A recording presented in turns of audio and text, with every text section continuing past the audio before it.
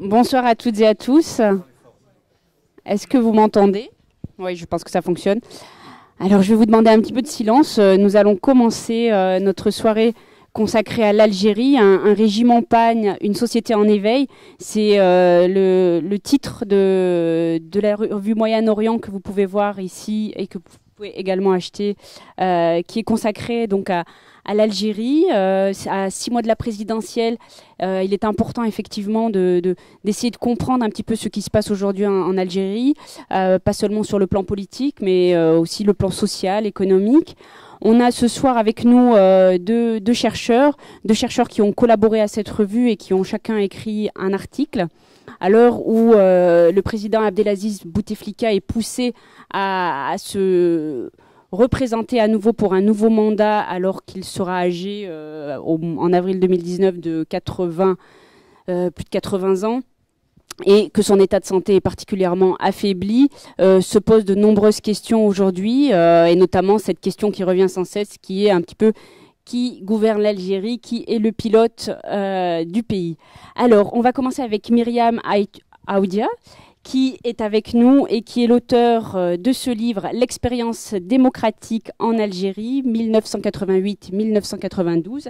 Myriam Aoudia est maître de conférences en sciences politiques à Sciences Po Bordeaux, chercheur au centre Émile Durkheim. Donc elle est l'auteur de ce livre et de nombreux articles académiques sur les partis politiques, l'islamisme et les transitions démocratiques. Aujourd'hui, elle travaille sur la représentation politique des minorités nationales et ethniques. Bonsoir Myriam. Alors pour commencer, peut-être, est-ce que vous pouvez nous dire pourquoi il faut revenir aux années 90? Pourquoi sont-elles charnières, fondatrices pour comprendre l'Algérie d'aujourd'hui? Alors, vous l'avez dit, le livre issu de ma thèse de doctorat, c'est bon, portait sur la première expérience démocratique en Algérie, donc qui a eu lieu plus de 20 ans avant les printemps arabes, entre 1988 et 1992. C'est une expérience inédite dans la région, inédite bien sûr pour l'Algérie, qui, en très peu de temps, suite aux émeutes d'octobre 88, quitte le régime du parti unique qui était le sien depuis 1962, depuis l'indépendance. Et nous fêtons aujourd'hui les 30 ans de la naissance de la démocratisation en Algérie, donc octobre 2018, octobre 1988. Et je pense que cette période est effectivement charnière, vous avez raison de le dire, à plus d'un titre. D'abord, quelques mots sur la période. Vous le savez probablement, donc en très peu de temps, le régime passe d'un régime de parti, le régime algérien passe d'un système monopolisé par un seul parti à un système pluraliste, suite aux émeutes d'octobre 88, qui ont été suivies par de nombreuses mobilisations, puis des réformes institutionnelles, qui ont abouti, sans que personne ne l'ait prévu, et de façon totalement non contrôlée, à la reconnaissance au printemps 1989 du pluralisme partisan. S'en est suivi un réel pluralisme partisan, dans le sens où le spectre des partis politiques qui ont alors été reconnus était extrêmement large, de partis et étaient surtout créés par d'anciens opposants politiques qui, pour beaucoup d'entre eux, ont même connu les geôles algériennes. Donc des islamistes, bien sûr, qui ont créé le Front islamique du salut, des berbéristes qui ont créé le Rassemblement pour la culture et la démocratie, ou recréé le Front des forces socialistes, etc. Et donc le pluralisme partisan était très large, la liberté d'expression était assurée, la liberté de manifestation également. Et vous le savez, cet épisode s'est clôturé de façon dramatique, donc suite à la victoire électorale, la deuxième victoire électorale du Front islamique du salut lors des élections législatives, les élections ont été interrompues. Et vous le savez tous évidemment, la guerre civile a été particulièrement tragique et meurtrière en Algérie à partir de cet épisode.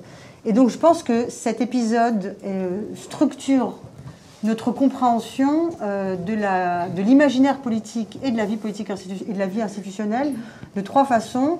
La première façon, c'est évidemment la mémoire de la guerre, puisqu'il y a un fort clivage en Algérie qui date de l'arrêt des élections, non pas de la guerre, mais de l'arrêt des élections, puisqu'il oppose ceux qui étaient favorables à l'arrêt des élections au nom de la démocratie et ceux qui étaient défavorables à l'arrêt des élections, également au nom de la démocratie.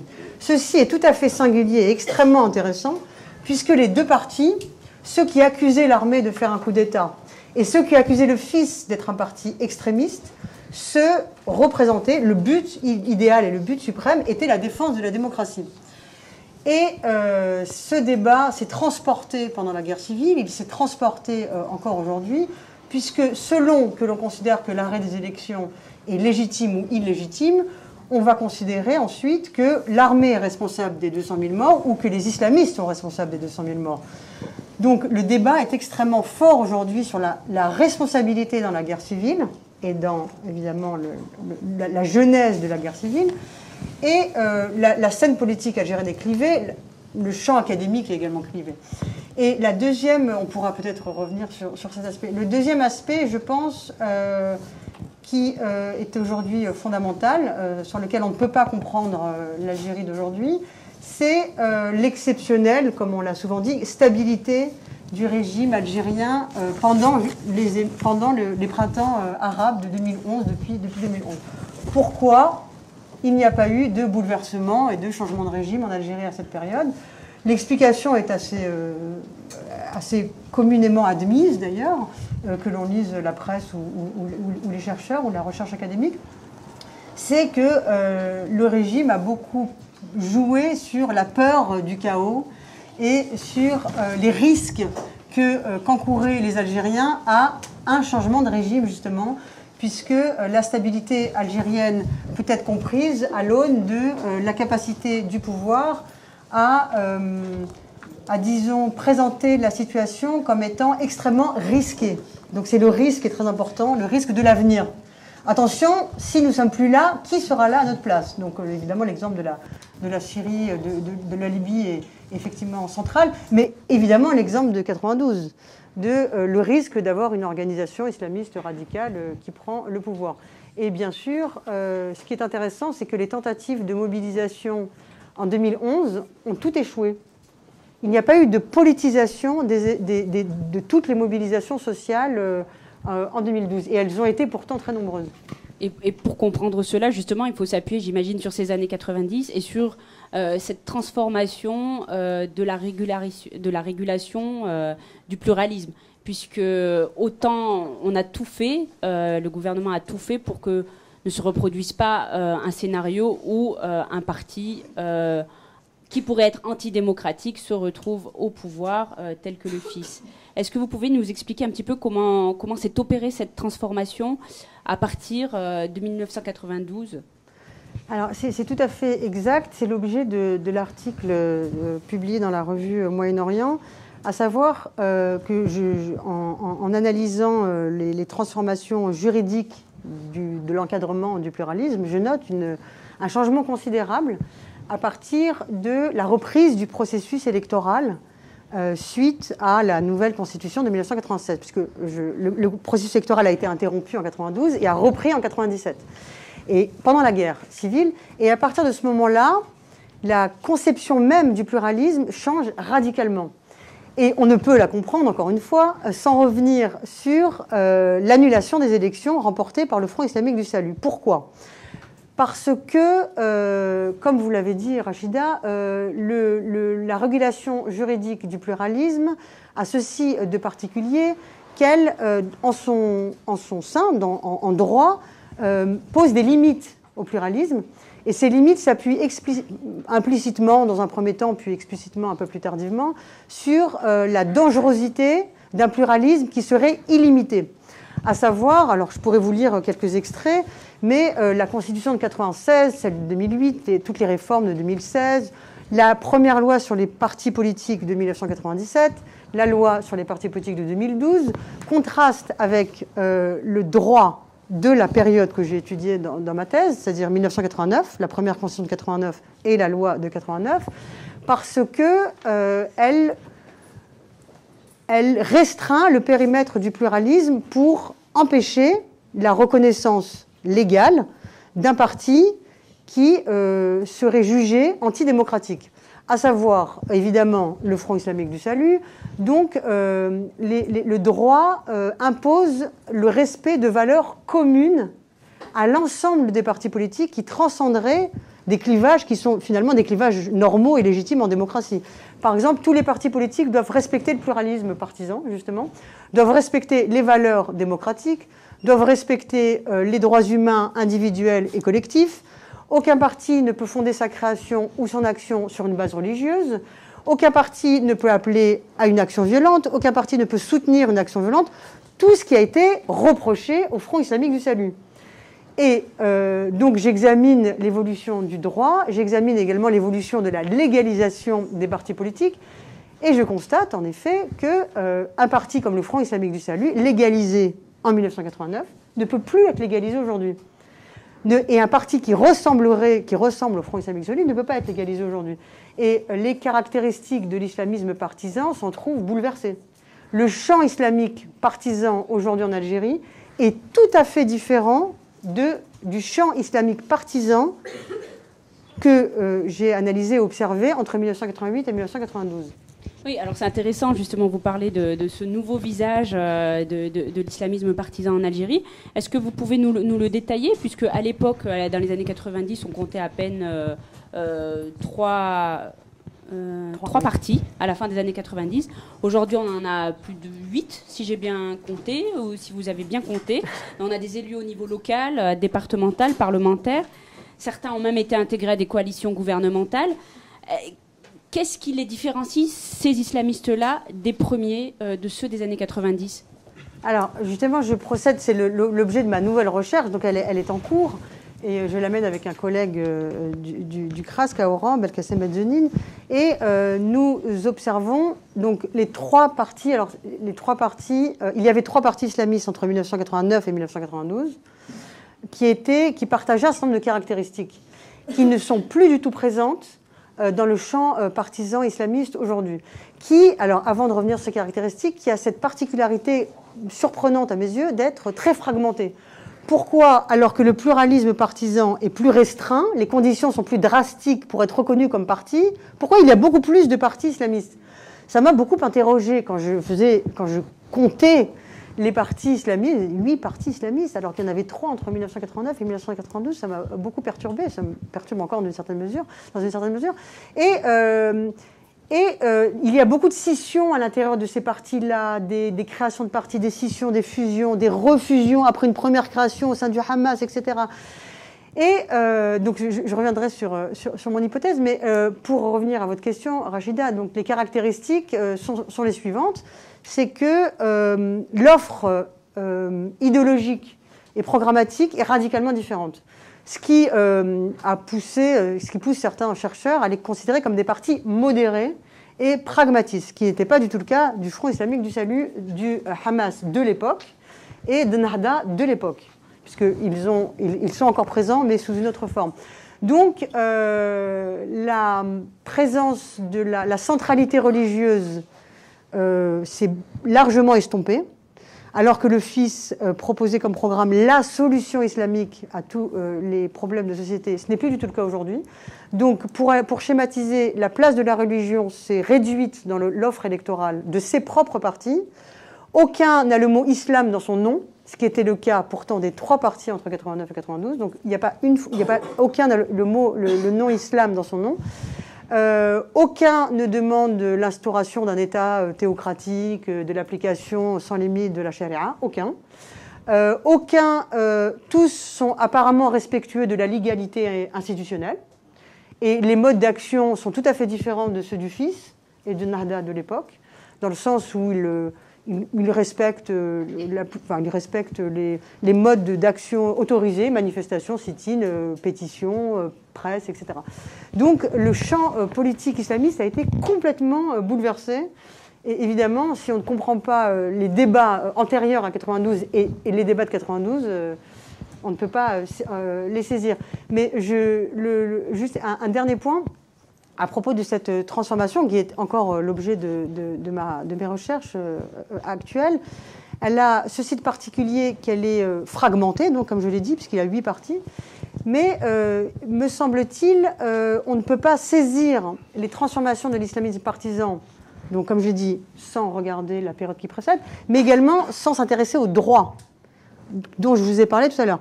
Puisqu'il y a, c'est mon hypothèse, une volonté nette, une volonté nette, de se conformer aux nouvelles restrictions législatives. Pour avoir une chance d'être légalisé comme parti politique en Algérie, il faut montrer, donner à voir un programme modéré. Donc, pour multiplier les chances d'être reconnu comme organisation partisane légale et concourir au suffrage populaire, les mêmes qui étaient à la tête du parti politique avant 92, disons, ont modéré, peut-être pourrait-on dire, leur programme, mais cette modération, je pense, mérite d'être discutée et d'être approfondie et étudiée. Est-ce que c'est quelque part cette régulation-là qui s'est opérée avec le temps pour que on ne retrouve plus de fils au pouvoir, est-ce qu'elle n'a pas été quelque part aussi celle qui fait qu'aujourd'hui on a l'impression d'avoir une opposition politique très, très indigente quand même face à ce président vissé au pouvoir et au clan qui l'entoure? Est-ce que ça a eu cette conséquence-là de rétrécir finalement un petit peu le champ politique partisan dans son offre? Alors, dans une certaine mesure, je répondrai en fait oui et non. Il est rétréci, si on entend le rétrécissement dans le sens d'une illégalité ou d'une absence d'un radicalisme très ferme et très fort de l'islamisme tel que le connaissait avant 92. Dans ce sens-là, oui. Aucun parti aujourd'hui ne demande un bouleversement général du système institutionnel pour remplacer la République algérienne démocratique populaire par une république islamique. Donc dans ce sens-là, oui, on peut considérer que le pluralisme est réduit. Mais dans le sens plus, disons, classique de clivage politique, je ne crois pas, en fait, puisque les partis, les opposants, que ce soit le FFS, le RCD ou d'autres, sont toujours présents. Alors, le problème, c'est qu'ils ont peut-être perdu en crédibilité et qu'ils sont peut-être plus à même de se renouveler, de proposer une offre satisfaisante à la population. Mais c'est une autre affaire, qui n'est pas liée, à mon avis, à la restriction juridique du pluralisme. Quant aux islamistes, certains, et c'est extrêmement hétérogène, certains, comme vous l'avez rappelé, ont participé à des coalitions gouvernementales ou ont emporté des élections au niveau local et régional, et d'autres non. Certains sont beaucoup plus en opposition que d'autres. Donc là, il faut encore entrer dans la diversité interne des organisations partisanes qui font entendre leur voix. Je vérifie juste le temps. On a encore un petit peu de temps donc, pour poursuivre avec vous. Est-ce que cette question qui revient très souvent, qui gouverne derrière les rideaux opaques du régime algérien, est-ce que c'est la bonne question qu'on se pose finalement? Quand on vous écoute, on se dit que non. Justement, il faut revenir à ces années 90 charnières pour comprendre l'Algérie d'aujourd'hui. Qu'est-ce qu'elle vous inspire? On a dû vous la poser assez souvent, d'autant que vous travaillez sur la chose politique. Oui, effectivement, on me la pose tout le temps, et on me la pose parce qu'on se la pose, parce que tout le monde est intéressé de savoir qui gouverne en Algérie. Bon, alors, je vais vous dire ce que je pense de cette question, non pas en tant que citoyenne algérienne, mais en tant que chercheuse. Peut-être les deux réponses peuvent-elles différer. En tant que chercheuse, disons que je pense que poser une question qui en fait, je pense que si on ne peut pas mettre en place un protocole empirique, une observation empirique qui nous permet de répondre à cette question, on ne peut émettre que des hypothèses, à moins d'être en mesure de rentrer dans la boîte noire de la politique algérienne. Le problème de cette question, c'est que souvent, elle appelle à une réponse qui résonne avec la thèse du complot, c'est-à-dire qu'il y a un pouvoir caché, occulte, caché sous la mer, comme un iceberg, la face cachée de l'iceberg, et qui manipulerait tout. Et on a l'impression qu'un groupe d'individus, alors parfois c'est l'armée, parfois c'est les services secrets, etc., sont en mesure de contrôler l'intégralité des secteurs politiques et sociaux et économiques. Ce qui est toute la sociologie politique internationale, que ce soit qui ont étudié des régimes autoritaires africains, les régimes autoritaires d'Europe avant la démocratisation des régimes autoritaires d'Amérique latine, etc. Tous les travaux de sciences sociales démontrent que hormis un régime totalitaire, et encore, on ne peut pas répondre de façon univoque et non nuancée en disant c'est un groupe qui contrôle tout. Voilà. Moi, je ne crois pas du tout au fait qu'il y a un groupe qui contrôle tout. Bon. Pour avoir dans ma... Alors, le deuxième point, pour répondre à votre question, c'est qu'à force de traquer le cachet, on oublie d'en observer le public et ce qui est donné à voir à nos yeux et ce qu'on le peut entendre.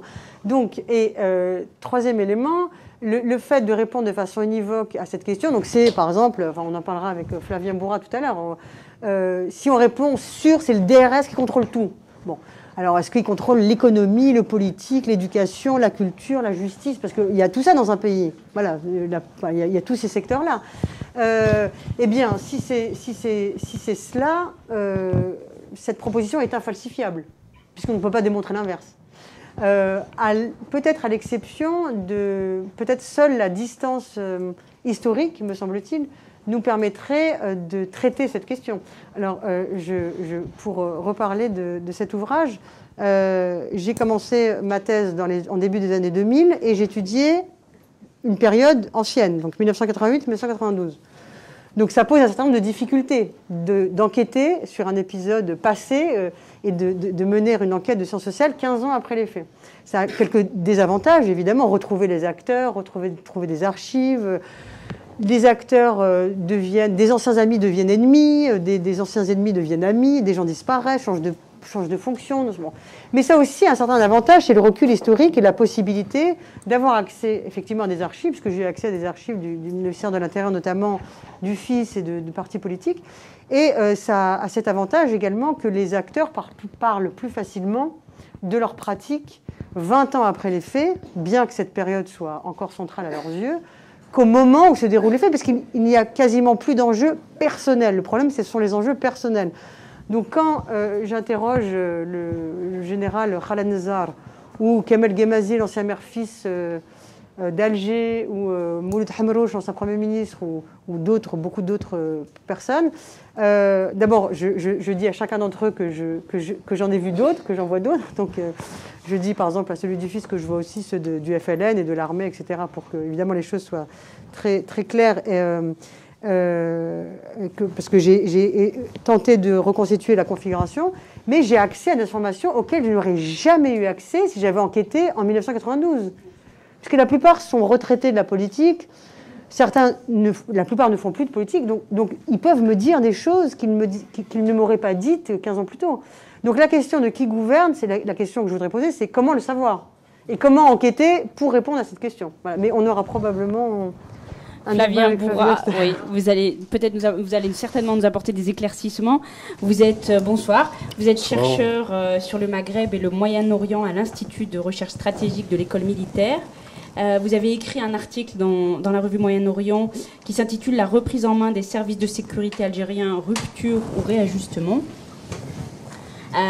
Vous étiez auparavant, je le signale, chef du bureau Maghreb, Proche et Moyen-Orient à la délégation des affaires stratégiques du ministère de la Défense et vous êtes toujours chercheur au Centre euro-maghrébin de recherche et d'études stratégiques, enseignant à l'INALCO.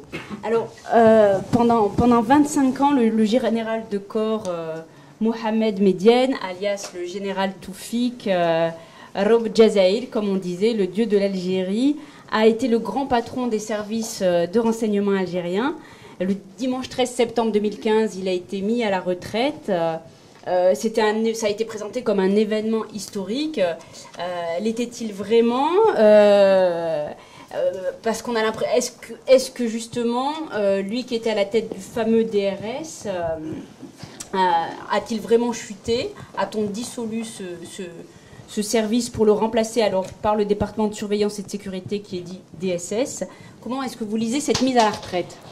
Alors, c'est vrai que cette démission ou limogeage du général Medienne est un événement important dans l'actualité de l'Algérie, enfin l'histoire contemporaine de l'Algérie. Alors à la fois parce qu'elle marque le départ d'un personnage effectivement clé du pouvoir algérien, doté de pouvoirs extraordinairement étendus, une personnalité aussi forte, alors qui aussi entretenait ce mystère autour d'elle. Mais il n'y a pas que la dimension personnelle. Les années médiennes correspondent aussi, et donc son départ de la tête du DRS correspondent à la fin d'un cycle politico-sécuritaire qui a profondément marqué l'Algérie, je pense, et qui débute avec la crise d'octobre 88, il y a exactement 30 ans. Crise et période marquée à la fois par des périodes de contestation, de changement politique institutionnel et bien entendu par la guerre civile. Mais néanmoins, la période de puissance du général Médienne et du DRS vont s'exercer bien après la fin de la guerre civile, c'est-à-dire pendant toute la décennie 2000. Et on voit que c'est au fond, au moment des soulèvements arabes, et de toutes les conséquences, notamment sécuritaires, qui en découlent, que cette position commence à montrer des signes d'affaiblissement. Pour autant, ce départ de cette personnalité hors du commun était en fait assez prévisible, parce qu'à la fois, toujours, tout un chacun, une question d'âge. La position qu'il exerçait, alors moi je parle d'une véritable diarchie à la tête de l'État algérien. Alors ça ne veut pas dire que parler d'un État dans l'État, oui, c'est peut-être un peu excessif, mais c'est vrai que la position qu'il avait pu, le rôle qu'il avait pu jouer était au fond totalement hypertrophié. C'est quelque chose qui est, on pourrait presque parler d'une pathologie politique institutionnelle. C'est tout à fait anormal. Et je pense que c'était lié à cette période que j'ai évoquée, extrêmement particulière de l'histoire contemporaine de l'Algérie. Alors, néanmoins, quand on parle du DRS et de Médienne, il faut revenir sur peut-être ce concept d'État profond. Il est incontestable qu'en Algérie, alors c'est vrai pour l'ensemble du monde arabe, mais c'est encore plus, je crois, prégnant en ce qui concerne l'État algérien. Cet État profond qui est constitué grosso modo de l'armée, dans le cas de l'Algérie, de l'armée nationale populaire et de l'appareil de sécurité de renseignement, donc occupe une place absolument déterminante. Ce qui est intéressant de noter, c'est que cela remonte avant même l'indépendance de l'Algérie, et ça remonte à la période de la guerre d'indépendance, puisque, au fond, c'est l'armée de libération nationale qui va devenir l'armée nationale populaire, qui crée le premier État algérien de l'histoire. Ce qui est moins connu, mais ce qui est tout aussi frappant, c'est que la mise en place d'un service de sécurité et de renseignement, et qui est aussi un embryon de police politique, se fait pendant la période de la guerre d'indépendance, autour de Abdelhafid Boussouf, du groupe d'Oujda, et qui a déjà, au fond, ça s'appelle le MALG, le ministère de l'Armement et de liaison générale, et qui, au fond, a tous les attributs de ce qui va devenir, alors, dans un premier temps, à l'indépendance, la direction centrale de la sécurité militaire, et à partir de 1990, le DRS. Alors, pour en revenir quand même à cette singularité de l'époque médienne, c'est peut-être pas tant l'étendue des attributions de ce service, et notamment de son rôle, de son statut de police politique, qui était bien réel dès l'indépendance d'Algérie, c'est peut-être au fond davantage le degré d'autonomie dont ce service et surtout son chef disposaient par rapport au pouvoir exécutif, mais aussi par rapport à l'armée nationale populaire. Alors ce qui est intéressant, c'est que l'appareil de renseignement algérien est composé essentiellement de militaires. Pour autant, il a une autonomie par rapport à l'ANP. Ça, c'est le premier point. Le deuxième, c'est que le DRS sous Médienne ou Toufik a joué ce rôle essentiel. Alors, je passe sur les fonctions qui sont traditionnellement dévolues à un appareil de sécurité de renseignement et aussi à ces fonctions de police politique, qui sont aussi des fonctions de contrôle, surveillance, éventuellement coercitives. Mais c'est ce rôle, au fond, de régulateur de la vie politique algérienne tout au long de cette période. Et je citerai un exemple pour compléter ce qu'a dit Myriam, notamment sur l'affaiblissement, la fragmentation de l'offre politique islamiste dans l'Algérie post-guerre civile. là, je crois qu'on peut dire que très clairement, le DRS y a joué un rôle tout à fait important. Encore une fois, il faut aussi revenir sur quelles sont les visions que peuvent avoir une telle structure de l'État algérien, de l'État-nation algérienne.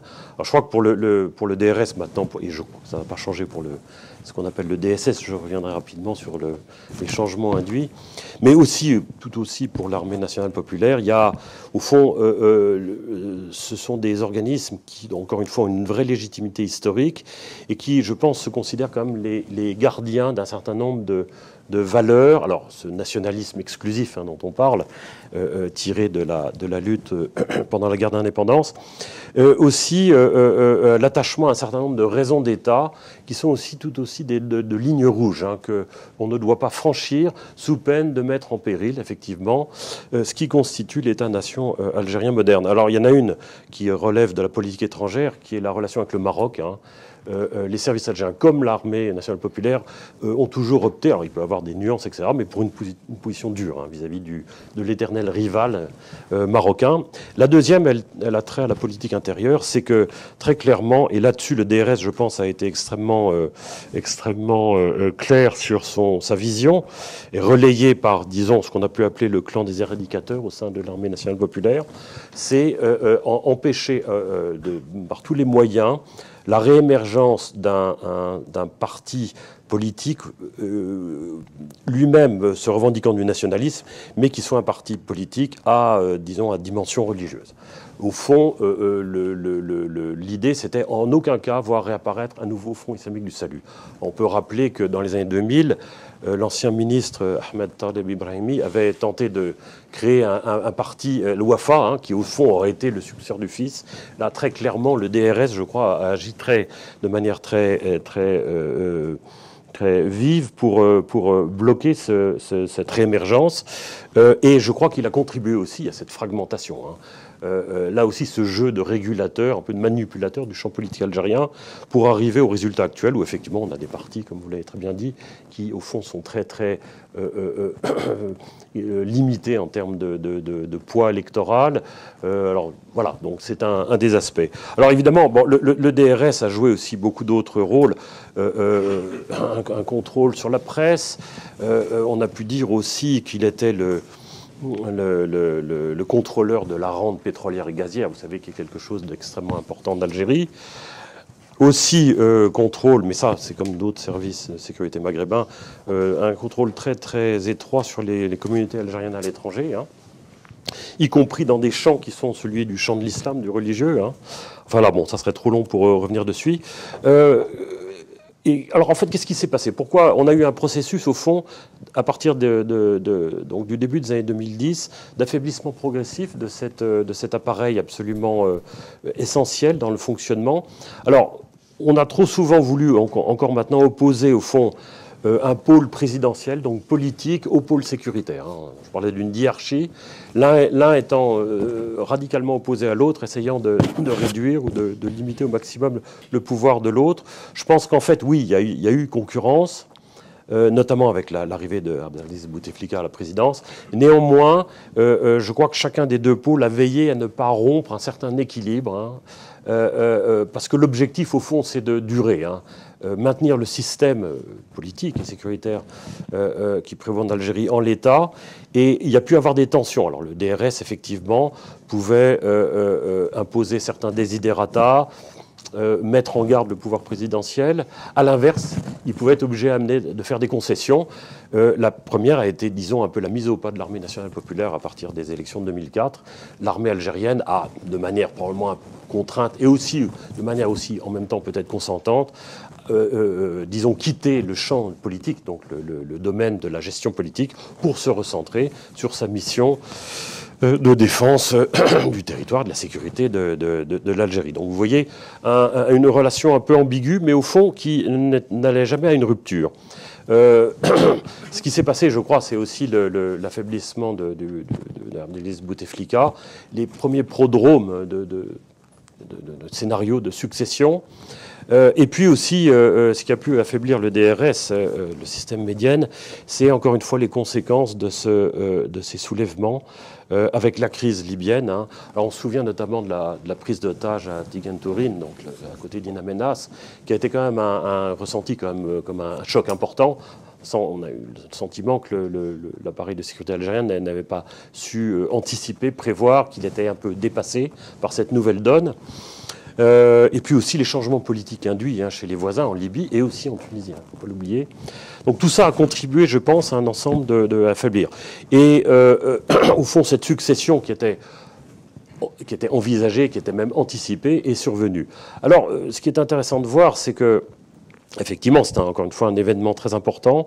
On change de cycle, je pense, historique. Hein.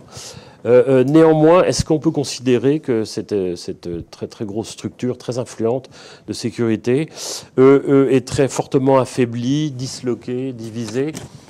C'est difficile à dire, mais parce que là encore, le pouvoir algérien communique peu, mais des éléments dont on peut disposer, on a quand même le sentiment qu'il y a un peu un changement dans la continuité. Donc on passe effectivement d'une structure qui est non plus autonome, mais qui dépend directement de l'exécutif, donc de la présidence, avec divisé en 3 grandes directions. Une reprise en main, donc un contrôle, effectivement, hein, ça qui est, bon, et encore une fois, qui était envisageable, hein, c'était la situation précédente qui était au fond tout à fait anormale. Pour autant, déjà à la tête, on a nommé donc un ancien très haut cadre du DRS, le général Tartag, qui était un homme du Sérail, qui était un proche de Taoufik. Il avait exercé ses fonctions de numéro 2 du DRS. Il est effectivement, il n'a un rôle que de conseiller auprès de la présidence, mais si on prend les 3 grandes directions qui succèdent, c'est la structure qui composait le DRS. Donc, au fond, sont les répliques voilà. De l'ancien système. Exactement. Ce qui est très frappant aussi, c'est de voir, c'est que c'est à la fois cette mise en retraite et cette modification n'a fait l'objet d'aucune communication officielle. Il n'y a pas de décret de nomination, d'ailleurs, ni de mise à la retraite. Pas plus qu'il y a un décret officiel dans le journal officiel de création de du DSS. Donc là, on voit qu'on est encore dans les schémas qui précédaient. Et puis, peut-être pour conclure, on n'a aussi aucune indication sur, au fond, quelle politique de renseignement l'État algérien veut mettre en place, des orientations en matière de politique de sécurité, de renseignement, quelles articulations avec les autres composantes du pouvoir sécuritaire, je pense à la gendarmerie, à la direction générale de la Sûreté nationale, donc la police. Donc tout ça reste toujours extrêmement opaque. Hein. Si on voit ce qui se passe en Tunisie, alors la Tunisie, je sais, est un exemple un peu atypique, où il y a quand même une volonté de réforme et de transparence, y compris au sein de l'appareil sécuritaire, et même dans une très moindre mesure au Maroc. Là, on voit que l'Algérie, disons, conserve, et donc ce nouveau service, qui au fond ressemble quand même beaucoup au précédent, avec effectivement ce changement qui n'est plus autonome, on se rend compte que là, il y a une continuité. Alors, plusieurs questions. La première, est-ce que vous pouvez nous éclairer sur ce fait divers qui continue encore d'occuper en Algérie, qui est ce Cocaine Gate, comme on l'a appelé, donc cette saisie record de cocaïne dans le port d'Oran, plusieurs centaines de kilos en juin dernier, qui a entraîné une purge sans précédent dans les échelons militaires, qui s'est donc soldée par des généraux sont en prison, notamment pour corruption. Les derniers, et ça s'est produit là en octobre, en fait, leur déferment leur incarcération et leur déferment devant la justice. Comment vous comprenez, comment vous analysez cette crise-là? Est-ce que c'est un règlement de compte à 6 mois de la présidentielle, au sommet du pouvoir? Qu'est-ce qu'il faut comprendre? Je pense que c'est assez difficile de donner une explication globale, parce que là aussi, il n'y a aucune communication. On ne peut être que dans des hypothèses. C'est vrai que ce changement, il est sans précédent dans l'histoire contemporaine de l'Algérie, puisque c'est à la fois le directeur de la Sûreté nationale, celui de la gendarmerie, le directeur de la centrale de la sécurité de l'armée, 4 commandants de régions militaires. Donc il y a d'autres aussi. Donc c'est quelque chose d'énorme. Alors, effectivement, on met en avant des affaires de corruption. Un certain nombre de généraux ont été arrêtés. mis en détention et au fond rapidement élargi. Cela a été présenté comme une opération main propre, mais d'aucuns disent comment peut-on faire une opération main propre quand on a les mains sales. Oui, alors il y a, encore une fois, dans l'Algérie contemporaine, on a beaucoup parlé du poids que pouvait jouer à la fois la haute hiérarchie militaire, mais aussi sécuritaire, dans les secteurs économiques, notamment au niveau des licences d'importation. J'ai parlé de ce rôle du DRS, donc de contrôleur de la rente pétrolière et gazière. Bon, ce sont des choses qui sont connues et qui sont anciennes. Là, est-ce que c'est pas disons un prétexte pour le justifier auprès de l'opinion? Je ne sais pas du tout. En tout cas, il y a une chose est certaine, ça n'intervient pas par hasard dans la situation que traverse l'Algérie actuellement. On est quand même vraiment dans le contexte de la succession. Alors, est-ce que c'est aussi une volonté de réajeunissement? On voit qu'effectivement, il y a eu des changements importants au sein des services de renseignement de sécurité. Au fond, les autres appareils de l'État profond, police, gendarmerie, mais armée aussi, sont concernés. L'idée, c'est qu'avec de nouveaux dirigeants, c'est d'avoir aussi de nouvelles équipes, nouvelles générations. Il y a aussi peut-être des aspects plus prosaïques, avoir aussi des personnalités qui sont peut-être davantage adaptées aux nouveaux défis sécuritaires, dans un sens beaucoup plus concret, je dirais, eu égard aux défis qu'elle doit faire face à l'Algérie actuellement. Donc il y a tout cet ensemble d'éléments, mais encore une fois, là-dessus, j'ai aucun élément pour choisir, pour déterminer, mais quelle est la cause. Mais l'aspect corruption, oui, a pu jouer. Il ne me paraît pas quand même peut-être l'élément le plus important. De toute façon, il est possible que ces changements, ces mises à pied, certaines sont de simples mises à la retraite, les personnalités déjà âgées, ne seraient pas intervenues de toute façon. Oui.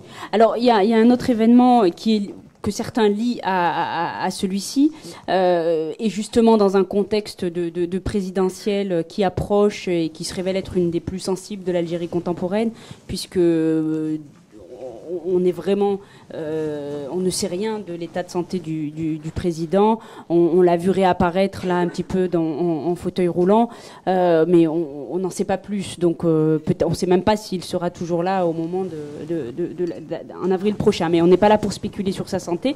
Mais il y a un autre événement, et du coup j'aimerais que vous répondiez l'un et l'autre, c'est cette crise que l'on a pu voir au sein de l'Assemblée nationale algérienne, où on a vu le chef de file qui était du FLN de l'Assemblée se voir poussé vers la sortie hors de tout cadre légal et en tout cas hors du cadre de la Constitution. Il a été remplacé par un autre membre du même parti du FLN. On a évoqué un rajeunissement puisque celui qui a été poussé vers la sortie à 80 ans et celui qui le remplace en a 57. Comment vous... 47. Comment vous lisez cette affaire? D'aucuns disent que s'il a été démis poussé vers la sortie de manière forte, c'est parce qu'il était en train de discuter avec d'autres forces du pouvoir algérien, justement d'une Algérie sans post-Bouteflika, sans Bouteflika. La question de l'âge est fort intéressante en fait, puisque alors, je peux répondre en deux temps, puisque par rapport à ce que vous avez dit, Flavien, à propos de l'armée tout à l'heure, et je reviendrai sur cette affaire tout à fait passionnante de l'éviction du président de l'Assemblée nationale. Son bureau a été cadenassé, remplacé par Boucharab. Alors, il semblerait aujourd'hui que Ould Abbas, le secrétaire général du FLN, semble-t-il, a démissionné aujourd'hui, est remplacé par le même Boucharab, qui est président de l'Assemblée intérimaire, président de l'Assemblée, qui a remplacé le président, donc qui a été... c'est le dépêche de l'APS pour l'instant. C'est officiel, mais il paraît que Abbas a démenti aujourd'hui. Bon, alors donc il y a une nouvelle information, c'est que effectivement on a le nouveau, visiblement depuis aujourd'hui, secrétaire général du FLN, est en même temps, par intérim, est en même temps le nouveau président de l'Assemblée qui a remplacé l'ancien qui a été donc éjecté dans des conditions complètement ubuesques, complètement ridicules, où donc on a cadenassé. Donc c'est bon. Voilà, oui, effectivement, très, très élégante. Donc, bon, c'est voilà, juste aujourd'hui, l'information est tombée, donc c'est fort intéressant. Maintenant, le point de départ de cette affaire était une affaire si j'ai bien compris, de rationalisation de la gestion financière des émoluments et des missions des députés, où l'ancien président de l'Assemblée nationale aurait voulu y mettre au bon ordre ou rationaliser les dépenses, le nombre de voitures, le nombre de l'émission à l'étranger, etc. Bon, ça n'aurait pas plu aux dits députés majoritaires, donc essentiellement le FLN et le RN, puisqu'ils ont la majorité à l'Assemblée nationale, qui l'auraient poussé donc à la démission. Donc moi, j'en sais pas plus que ce que j'ai lu dans la presse. J'ai eu du mal à comprendre, on me l'a récemment expliqué, j'ai eu du mal à comprendre le point de départ de toute cette affaire, puisque les arguments, alors Yahya, le Premier ministre, s'en est mêlé officiellement, donc est intervenu sur le fait qu'il devait démissionner, il refusait de démissionner, etc. Bon, voilà ce qu'il en est aujourd'hui. Maintenant, pour en revenir à Bon, donc je n'en sais pas plus, on en saura peut-être plus tard.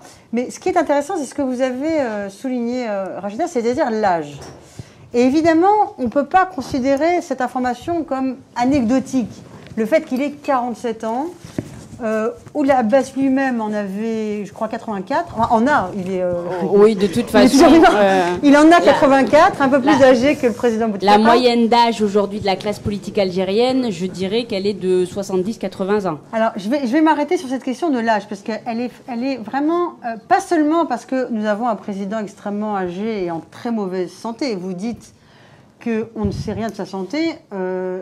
Alors, j'ai été très surprise la semaine dernière, puisque j'étais donc à Alger pendant les festivités du 1er novembre et j'ai regardé la télévision algérienne, bon, comme tout le monde, et pour la première fois, me semble-t-il, mais peut-être je serai contredit par quelqu'un de la salle, pour la première fois, alors c'est très intéressant parce qu'on voit le président Bouteflika El Alia, donc pour rendre hommage aux anciens présidents, chefs d'État, et aux martyrs, et il est extrêmement affaibli, en très mauvais état. La caméra le filme de loin, comme la caméra le filme de loin depuis très longtemps. Et à un moment, la caméra zoome. Et à ma connaissance, peut-être que vous me contredirez, mais c'est la première fois, me semble-t-il, depuis son AVC, que la caméra zoome à ce point sur lui. Donc là, tout le monde a pu voir son visage, et son état, en fait. Il a l'air effectivement vraiment en très mauvais état. Donc il a du mal à s'approcher de la gerbe, etc. Je vous invite à regarder cette vidéo. Mais ce qui m'a surprise, c'était pas tant c'était que ça soit une chaîne de télévision publique qui zoome sur lui. Et en effet, beaucoup de gens avec qui je parlais à Alger à ce moment-là me disaient t'as vu les images le 1er novembre, le matin du 1er novembre, effectivement, on était très surpris de le voir si près, puisque c'est très contrôlé. Puisque les chaînes de télévision publique, la presse publique, était très précautionneuse jusque-là, me semble-t-il, pour ne pas montrer de si près le chef d'État si dégradé physiquement, avec la bouche ouverte, etc. Bon. C'est effectivement peut-être un élément qui va nous interroger sur la réalité du prochain mandat. J'en sais rien, mais peut-être qu'on va probablement en reparler dans le débat.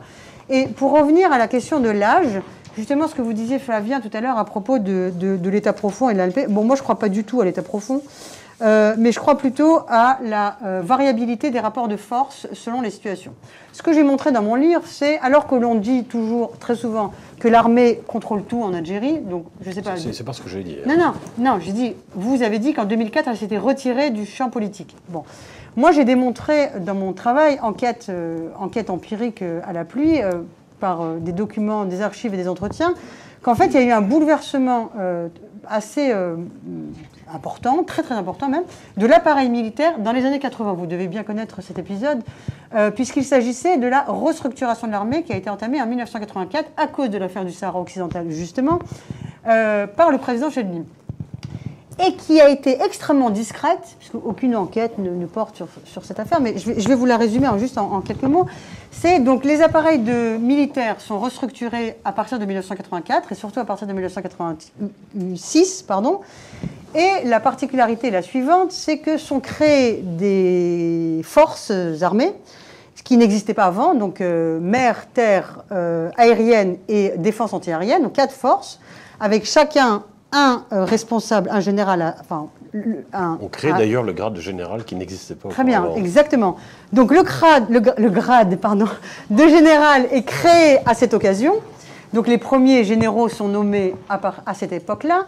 On crée des forces qui n'existaient pas, puisque tout le pouvoir, toutes les forces étaient concentrées dans les régions militaires. Une région militaire qui est au bord de la mer aura la mer, bon, toutes les régions ont un ciel, donc aura le ciel, donc aérienne, la mer, toutes les régions ont une terre aussi, et défense antiaérienne. Et là, donc, le pouvoir et ceux qui prennent en charge ces forces sont des militaires qui ont un profil tout à fait singulier par rapport aux militaires qui sont jusque-là chefs de région militaire en Algérie. Juste, je vais en dire quelques mots, je présente le tableau dans mon livre, mais j'ai constaté 3 caractéristiques singulières. C'est leur âge, c'est-à-dire qu'ils sont plus jeunes que ceux qui dirigent jusque-là les régions militaires et ceux qui sont à la tête de la hiérarchie militaire. Ils n'ont eu aucune position supérieure pendant la guerre d'indépendance. Ils étaient beaucoup plus jeunes pendant la guerre d'indépendance. Ils étaient en général des DAF. Ils n'ont pas occupé de position de pouvoir politique, c'est-à-dire qu'ils n'ont pas été à la fois militaires en tenue et en même temps membres du bureau politique, etc., membres du gouvernement, etc. Ils n'avaient pas ça. Et troisième caractéristique, ils avaient tous été formés dans des académies militaires. Ce qui n'était pas du tout le cas des anciens chefs militaires. Donc c'est extrêmement important de s'intéresser au profil, aux caractéristiques particulières des responsables, puisque là, nous avons, à partir du milieu des années 80, un nouveau personnel militaire qui accède aux plus hautes fonctions. Tout ceci est parfaitement renseigné, il suffit de dépouiller, alors ça prend beaucoup de temps, mais il faut dépouiller tous les journaux officiels, et ensuite croiser les biographies de différentes sources et faire des entretiens avec ces personnes-là, qui sont d'ailleurs tout à fait disposées à faire des entretiens biographiques. Et donc, ces 3 caractéristiques les distinguent fortement de leurs prédécesseurs, et une particularité, c'est qu'ils n'étaient pas intégrés dans les structures, dans les instances politiques de décision politique, et ils étaient très en retrait. Et ça m'avait beaucoup frappé, lorsque j'étudiais la Constitution de 89, de découvrir l'article 24 qui, en 89, dit la chose suivante: le rôle de l'armée est de, je ne connais pas par cœur, de sauvegarder l'indépendance et la souveraineté du territoire, etc. Bon. Je lis ça, je dis tiens, c'est surprenant. Enfin, c'est pas surprenant pour un occidental, bien sûr, que c'est un rôle classique de l'armée. Sauf que quand j'ai lu la Constitution de 1976 et celle de 1963, le rôle de l'armée était étendu, déplié sur à peu près une dizaine de pages et une 50aine d'articles, et consistait à promouvoir l'homme socialiste, l'homme nouveau. Il y avait un quota de militaires au bureau politique, au FLN, à l'Assemblée nationale, etc. Tout ceci disparaît complètement en 1989. Et ça m'a fortement perturbée, parce que je lisais toujours que l'armée contrôlait tout. Donc pourquoi s'est-elle, de fait, a-t-elle accepté qu'on l'on soustrait, qu'on lui enlève ses prérogatives politiques? Parce que les prérogatives politiques de l'armée, jusqu'en 1989, elles étaient inscrites dans le droit. Elles étaient parfaitement publiques. Donc, ce qui nous explique le rôle très, très surprenant de l'armée entre 1988 et 1992, pour en revenir à cette affaire. Et peut-être, probablement, enfin, je ne sais pas, on peut sur l'épisode de 2004, mais entre 1989 et 1992, les rapports de force entre la hiérarchie militaire et le gouvernement et le FLN et la présidence sont extrêmement variables. Oui, pour compléter ce que vous dites, oui, il y a encore une fois, quand je parle d'état profond, ça ne veut pas dire je n'ai jamais qualifié le pouvoir algérien de pouvoir militaire. Il n'a jamais été, alors sauf peut-être pendant la période exceptionnelle de la guerre civile. Et vous avez raison de dire que les années 80, il y a un certain retrait, affaiblissement à la fois de l'armée nationale populaire et aussi de la sécurité militaire au profit du FLN. Dans les années Chadli, c'est très clair. Et c'est au fond la conjoncture, encore une fois très singulière, de la guerre civile qui va replacer les militaires, disons, au premier plan. Mais ça, encore une fois, on voit en 2004, à nouveau, on a effectivement ce cycle. Voilà. Mais s'agissant de leur pouvoir politique, je pense qu'il faut aussi s'accorder sur quel type d'intervention ils sont en mesure ou pas de faire, et y compris pour le DRS. Moi, je suis bien incapable de répondre s'agissant du DRS. J'en sais strictement rien. Mais la question, c'est dans quel type de secteur ils interviennent, puisque s'intéressent-ils, par exemple, de quelle façon s'intéressent-ils et ont-ils la main sur des questions économiques, des questions financières, des questions liées à la redistribution de la rente, des questions liées à l'éducation qui sont extraordinairement importantes et qui concernent, qui donnent lieu à de grands débats en Algérie, les questions liées à la justice, bien sûr, à l'université, etc. C'est la grande question de savoir si le DSS, parce que très clairement le DRS à l'époque de Médiane, oui, il y avait un regard sur ces... Alors, à des différents niveaux, on ne peut pas dire qu'il contrôlait tout, mais quand même, il y avait une implication dans de nombreux domaines de la vie publique algérienne, parfois discrètement. La question est de savoir si ce contrôle multipolaire continue à s'exercer. J'aurais tendance à penser que moins, certainement, mais que voilà, il reste peut-être encore certains secteurs. Je pense notamment à intéressant sur la question de la rente pétrolière et gazière. Mais là, je n'ai aucun élément pour répondre. Alors peut-être juste avant de passer la parole à vous qui êtes présents dans la salle pour des questions directement aux interviewés. J'aurais une dernière question, parce que ce que vous dites là, c'est assez intéressant, parce que je pensais à la gestion catastrophique cet été de l'épidémie de choléra, qui est un peu l'allégorie finalement d'un régime malade. On avait l'impression d'assister là un peu à l'effondrement des services publics en direct en Algérie. Est-ce que, si on la met bout à bout avec cette crise au sein de l'Assemblée nationale, cette purge au sein de l'armée, et aussi ce qu'on voit actuellement, par exemple, la répression subie par plusieurs journalistes. On a vu une série d'arrestations. On a vu l'un d'entre eux a été libéré après avoir passé un an derrière les barreaux. On a vu d'autres être poursuivis pour des faits de diffamation et placés en détention. Bon, ils ont été depuis libérés. Mais voilà. Surtout, qu'est-ce qu'elle dit un petit peu cette épidémie de choléra, un petit peu dans la déliquescence peut-être du pouvoir aujourd'hui. Est-ce qu'elle dit cela pour vous? Alors ça la pose aussi, je crois, une question extrêmement importante, c'est quelle est à la fois la nature de la relation, le rôle qu'exerce ou peut exercer l'État algérien vis-à-vis de ses administrés, des citoyens. Et là, je crois qu'il y a une très grosse déficience. J'ai entendu dire, c'était très juste, que l'Algérie était à la fois un État hyper centralisé, mais qui ne rendait pas compte aux citoyens, qui n'avait pas de relation avec ses administrés. Dans les rapports de souveraineté, dans un État-nation, en principe, voilà, il y a cette relation réciproque entre dirigeants et administrés. Et dans le cas de l'Algérie, effectivement, je crois que c'est un État qui est un peu un État minimum. Et probablement, c'est ce qui d'ailleurs avait facilité le travail des islamistes dans les années 80, avant leur arrivée au pouvoir, avant leur succès aux élections. C'est au fond se substituer à ces carences de l'administration et de l'État. Parce que je reviens à cette image du choléra. Le choléra, c'est un indicateur de développement dans un pays. On est en Algérie, qui est quand même un pays qui est riche, avec du gaz, avec du pétrole. Une population extrêmement jeune, enfin un vrai vivier de talents, une société qui est là, mais voilà, il y a une forme je sais pas, de hiatus, on se dit... Mais vous avez raison, la question, enfin la gestion, d'abord le fait même qu'il y ait une épidémie de choléra est évidemment extrêmement grave, et le fait qu'elle ait été gérée de façon non satisfaisante est également extrêmement grave.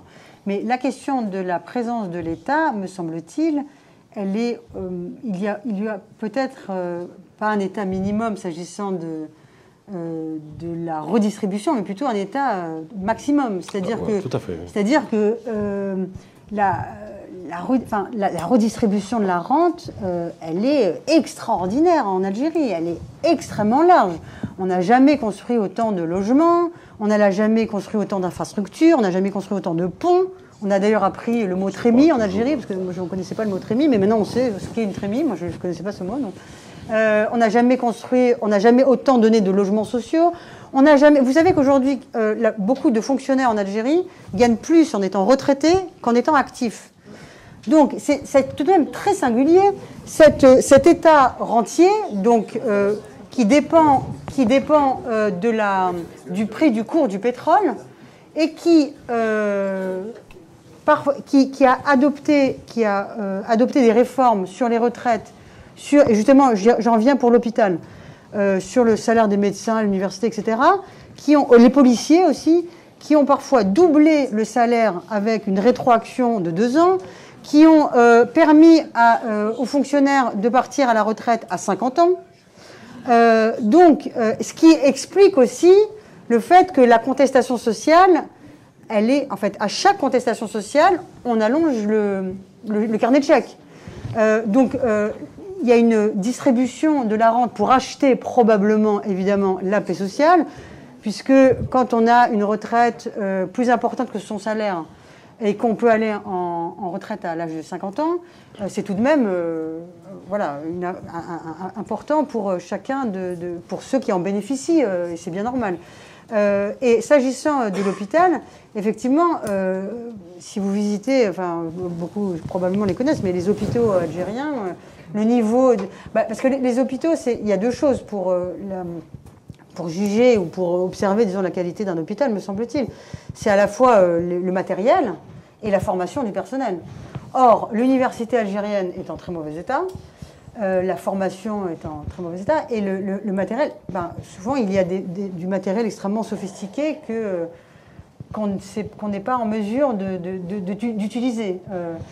Donc effectivement, là j'ai vu récemment qu'il y a eu une campagne de sensibilisation, de prévention pour le cancer du sein en Algérie. Donc évidemment, des choses positives se passent, mais globalement, c'est-à-dire que c'est à ce site paradoxal, c'est qu'à la fois il y a beaucoup d'argent, l'argent est redistribué, et en même temps, dans les services publics de ce type, l'hôpital, enfin les plus importants, c'est-à-dire l'hôpital, pour les gens, le plus important, c'est l'hôpital, l'école, la justice.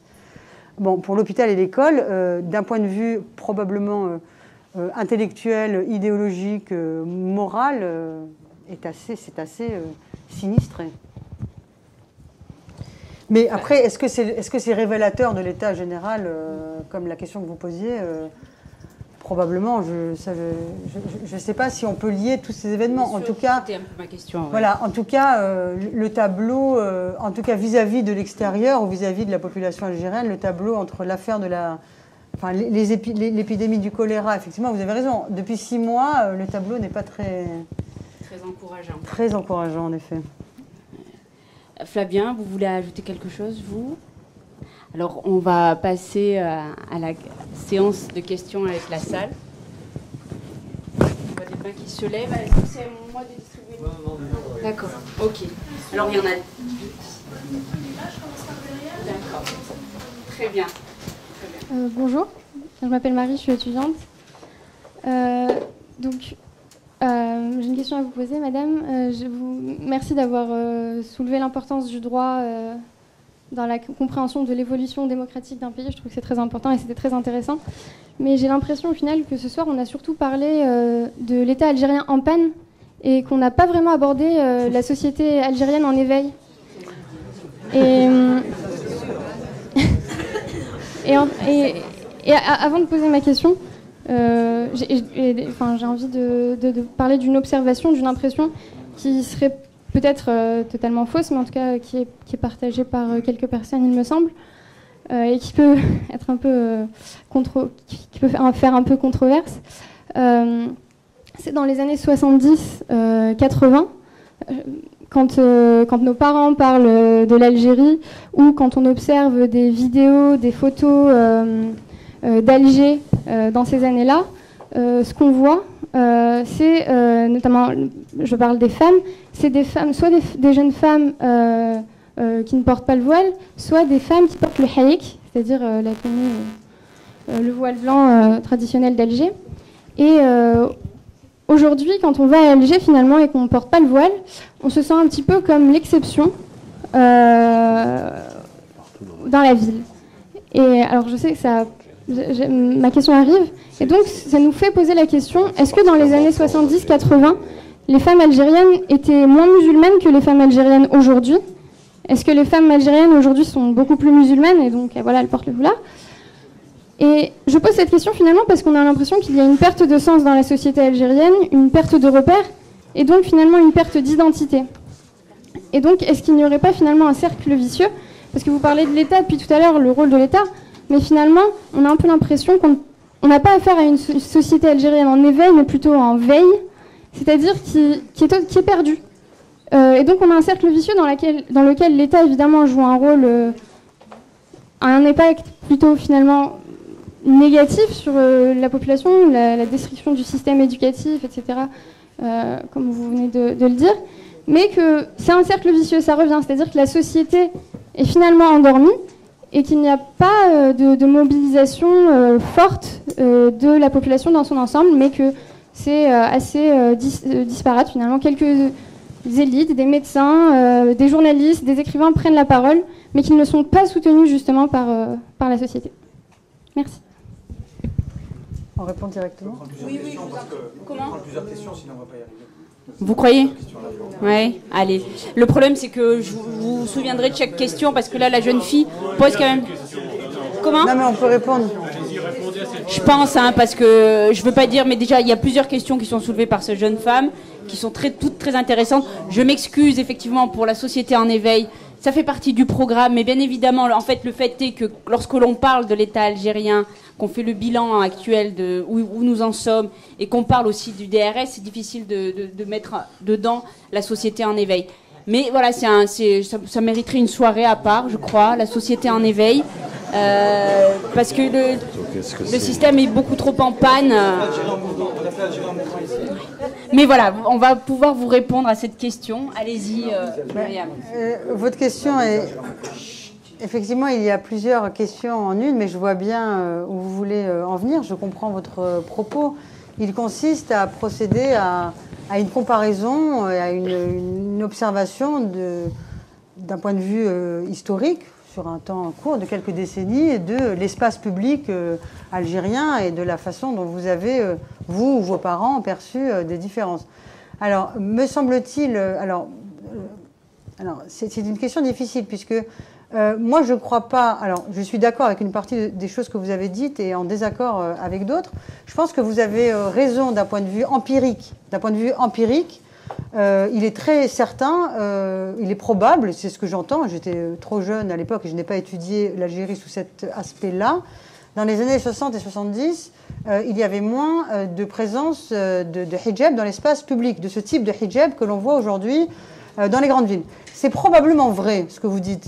Il est par contre, je pense, inexact de dire qu'aujourd'hui on est l'exception à Alger ou dans les grandes villes. Ça, moi, de mon expérience, en tout cas, ce n'est pas le cas. Vous avez raison de dire qu'il y en a plus, mais pour autant, est-ce que statistiquement, moi je ne fais pas de comptabilité, enfin je n'en sais rien d'un point de vue comptable, mais cela est extraordinairement différent selon les lieux. C'est dans une petite ville près d'Alger. Si vous êtes en Kabylie, si vous êtes dans le sud, si vous êtes à Alger, et Alger encore selon les quartiers, si vous vous baladez dans différents quartiers d'Alger, vous verrez une physionomie de l'espace public et de la présence des femmes et du type de présence féminin probablement diversifié. Mais vous avez raison, le hijab est plus, me semble-t-il, important statistiquement par rapport aux années 60 et 70. Maintenant, la question le second point que vous avez soulevé, c'est l'explication. Vous avez fait un constat, disons, empirique, une observation, et vous essayez d'en saisir les causes. Bon, la cause, votre hypothèse, c'est est-ce qu'elles sont plus musulmanes? Bon, ça veut dire, est-ce qu'elles sont plus croyantes ou est-ce qu'elles sont plus nombreuses à l'être? Je pense qu'il est absolument impossible de répondre à cette question. Je pense que la plupart... il n'y a aucune enquête nous permettant de répondre à cette question. Tout ce que l'on peut dire, c'est ce qu'on observe dans nos milieux sociaux, dans nos familles, dans l'espace public, etc. Le hijab est probablement effectivement un signe de ferveur religieuse, très certainement, mais d'un genre de ferveur religieuse que pour autant l'ancienne génération qui était très croyante, je parle des femmes, et très pratiquante, ne portait pas le hijab, et pour autant était très croyante et très pratiquante. Chaque personne probablement dans cette salle peut témoigner de la mère, de la grand-mère qui faisait la prière, qui allait à la Mecque et qui pourtant ne portait pas le hijab, et dont les enfants ne portaient pas le hijab. Donc c'est un type de manifestation du rapport à la religion. Et la dernière question, c'est tout, je crois. Non, le dernier point, peut-être que ce qui vous intéresse, c'est la question de la société Ah oui, parce que vous avez parlé de veille. Donc, veille et veille contre veille. Bon. Alors, c'est encore une question extrêmement difficile et probablement que les réponses peuvent être contrastées selon nos expériences personnelles. La question est celle de l'islamisation de la société. La société dans son ensemble est-elle plus, non pas musulmane ou croyante, mais manifeste-t-elle des signes d'islamisation dans le sens où d'un rapport à la religion ou d'un rapport à l'altérité ou à l'identité différente, moins ouverte, etc. Bon, alors ça, pour traiter cette question, il faut effectivement... Alors, les réponses seront très nombreuses sur l'homogénéisation extrême de la société algérienne. Il est vrai que l'Algérie a été plurielle et elle l'est de moins en moins. S'agissant des autres religions, par exemple, l'Algérie a été une société extrêmement hétérogène, elle l'est beaucoup moins. Les langues algériennes sont hétérogènes et on a tendance à vouloir unifier et uniformiser l'identité linguistique. Alors, c'est intéressant ce que vous dites parce que quand on écoute, alors aujourd'hui, je pense qu'on peut dire tout et son contraire par rapport à, disons qu'on peut être très optimiste et très pessimiste.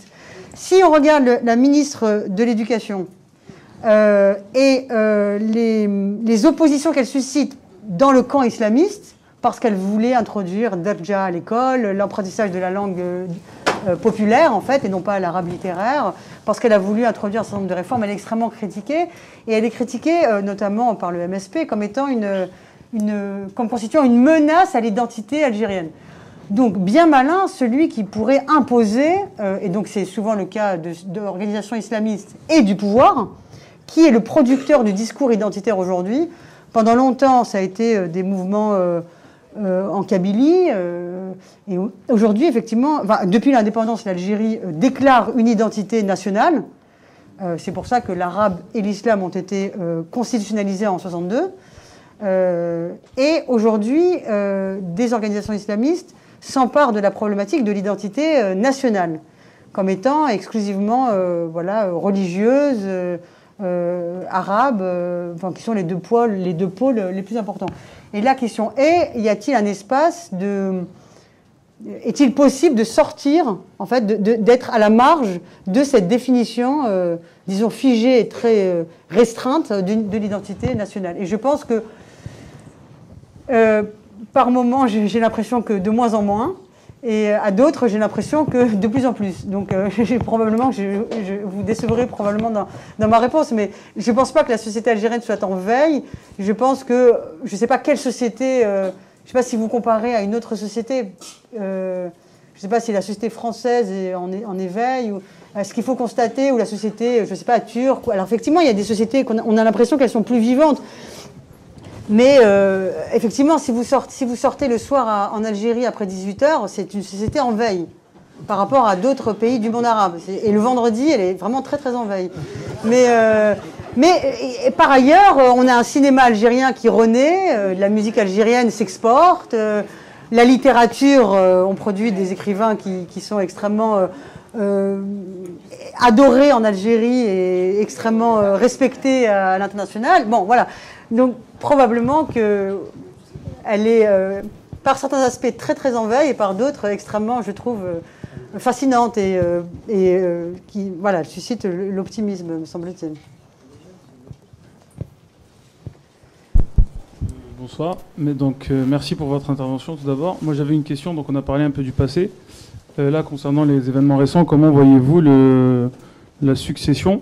Puisque je pense qu'en fait, on essaye de nous préparer un peu à la succession de Bouteflika. Comme vous l'avez dit à la télé, on a zoomé sur lui, donc rien de... Enfin, c'est pas un hasard, je pense. De même, Ouyahia a été très critiqué par le ministre de la Justice. Et Gaïd Salah, bon, n'en parlons pas, du coup. Du coup, quel personnage pourrait succéder à Bouteflika si jamais il venait à se désister? Merci. Tu veux répondre à la C'est à vous qu'on pose des questions, pas à moi. Alors, vous voulez répondre? Oui, je peux dire 2-3 mots. Oui, oui ben c'est un... Mais peut-être la question n'est pas... peut-être... enfin, la réponse n'est pas de savoir qui. Quel sera le système politique algérien dans les années à venir? Est-ce qu'on va avoir une continuation de ce qui a prévalu depuis l'indépendance. C'est probablement de ce que souhaite la majorité de ce qu'on pourrait appeler le système.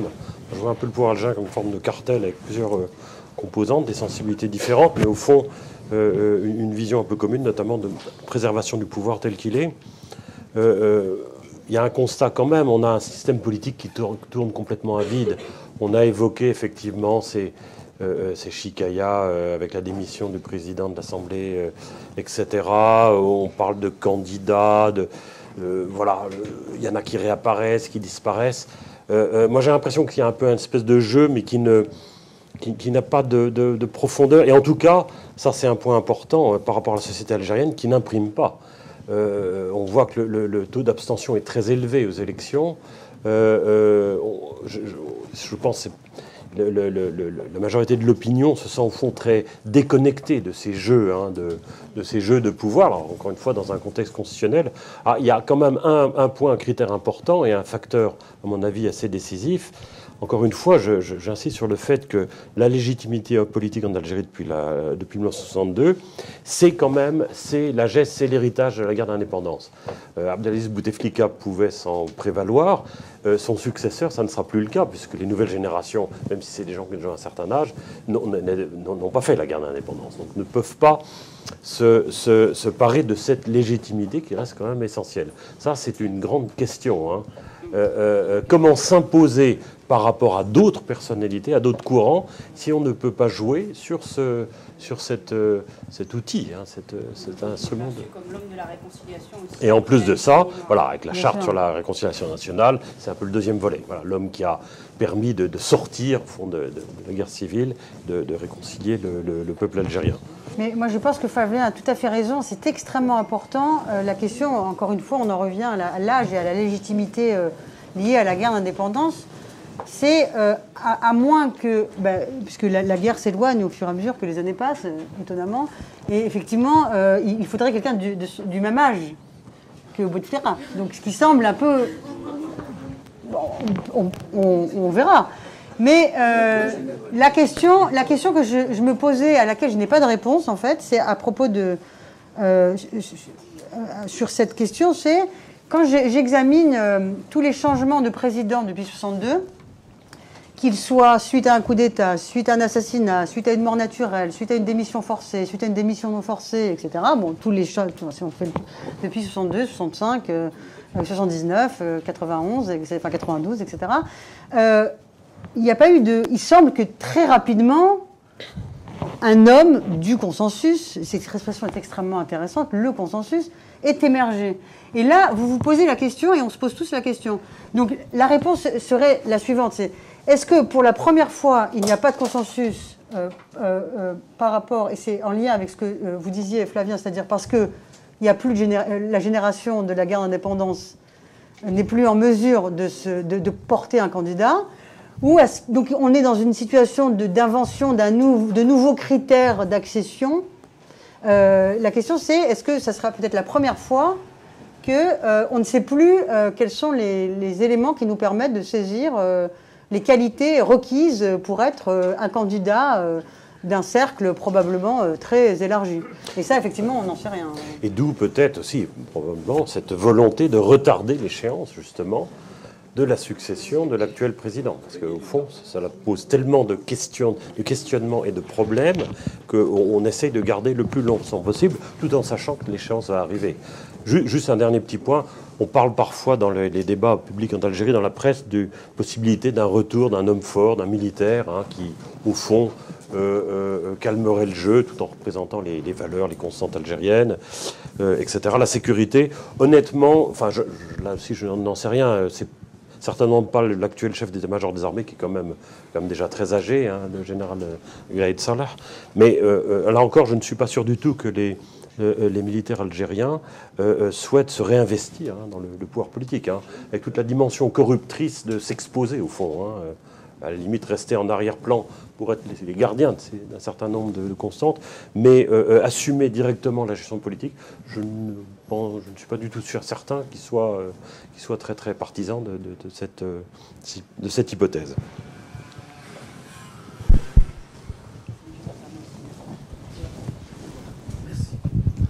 Salah Eddine Arif, je suis enseignant à l'université d'Ivry. Donc il y a une question que vous avez effleurée tout à l'heure, la dimension économique. Est-ce qu'il n'y a pas émergence de responsables économiques et qui peuvent jouer un rôle dans le futur proche? Alors, encore une fois, c'est une question extrêmement importante et prodigieusement difficile, dans la mesure où, justement, je dirige cette année, enfin, je dirige une thèse qui porte précisément sur cette question. D'ailleurs, l'article, le doctorat a publié un article dans le Fawzi Al-Mestari, dans le numéro de Moyen-Orient, donc je vous invite à lire. Donc il commence une thèse sous ma direction à Sciences Po Bordeaux, et il s'intéresse précisément à cette question. Donc ce n'est que le début, donc il aura l'occasion de présenter son travail, j'en suis certaine. Et son hypothèse est la suivante. C'est le constat de la non-émergence économique. Donc de la non-émergence économique. Le fait que l'Algérie n'est pas un pays émergent. Bon. Et il balaye la littérature explicative. Donc pour quelles raisons il n'y a pas d'émergence économique en Algérie? On n'a pas diversifié l'offre économique, la production, etc. Et on n'est pas compétitif au niveau international, etc. Tous les éléments de l'émergence économique. Et l'une de ces hypothèses à laquelle il travaille maintenant, c'est justement disons que les pays qui sortent du sous-développement et qui émergent économiquement ont cette particularité d'avoir une relation, disons, non conflictuelle et collaborationniste, en fait collaboratrice, pardon, entre l'élite économique et l'élite politique. Ça a été le cas en Turquie, par exemple, et ça a été le cas dans plusieurs régimes d'Amérique latine. Et l'Algérie, en tout cas c'est une hypothèse à discuter, a ceci de particulier que l'élite économique, qui n'est pas directement issue du sérail politique, mais la bourgeoisie économique, a du mal à émerger. Et les pays, anciens pays autoritaires, évidemment l'Algérie n'est pas une démocratie libérale, mais les pays qui ont connu cette transition économique avaient vu émerger et se développer une élite économique, une bourgeoisie économique, c'est le cas, c'est net en Turquie, qui ensuite a eu accès, enfin, qui en parallèle a eu accès à des relations privilégiées et a pu peser sur les décisions politiques en faveur d'une émergence économique pour le faire vivre. Donc c'est extraordinairement important et je compte beaucoup sur M. El-Mestari, dont je vous invite à lire son article, qui nous éclairera, il faut être un petit peu patient parce que c'est sa première des thèses, mais il a fait un brillant mémoire de master sur cette question.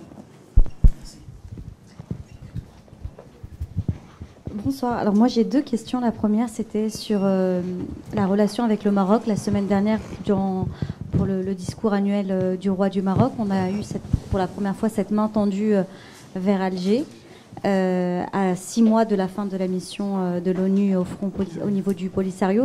Comment est-ce qu'on peut imaginer l'avenir des relations entre l'Algérie et le Maroc quand on sait que dans 6 mois il y aura cette deadline? Et l'ONU qui a demandé à l'Algérie de s'asseoir à la table des négociations. C'est ma première question. Et la deuxième question qui n'a rien à voir avec la première, mais j'en profite puisque j'ai le micro. C'est ces dernières semaines, on a vu pas moins de 10 journalistes être arrêtés. Donc certains ont été libérés les derniers jours. Est-ce que, en vue de l'échéance électorale qui arrive, est-ce que c'est un baromètre du mal-être du pays ou est-ce que ce serait, mais je ne pense pas... un hasard total. Voilà. Oui, sur la relation avec le Maroc, au fond, on constate que chaque fois qu'il y a des tentatives d'approche, de conciliation, on retombe vers cette enfin, c'est pas un affrontement, mais cette rivalité affichée, appuyée, etc., des deux côtés, hein, d'ailleurs. Je constate que lorsque Abdelaziz Bouteflika est arrivé au pouvoir en 1999, il y avait eu effectivement de part et d'autre des signaux. Alors en même temps, on avait un nouveau souverain au Maroc, hein, de nouveaux dirigeants, des signaux qui laissaient entrevoir effectivement la possibilité d'un rapprochement et en tout cas d'une normalisation des relations qui, encore une fois, ne sont pas rompues. Hein. Les relations diplomatiques existent. Et puis au fond, on voit qu'on retombe assez vite dans les antagonismes habituels, des discours qui sont des discours assez virulents, etc. La dernière initiative du roi Mohamed VI, bon, là où on voit que les réactions côté algérien sont quand même un peu prudentes. Bon, elle constate aussi qu'elles ont été faites au moment de la célébration de la fameuse marche verte. Hein, donc voilà, il trouve ça un peu... Là encore, il faut peut-être revenir plus loin et peut-être aussi sur... vous savez, les antagonismes politiques, mais les antagonismes internationaux peuvent aussi se cristalliser sur des événements passés.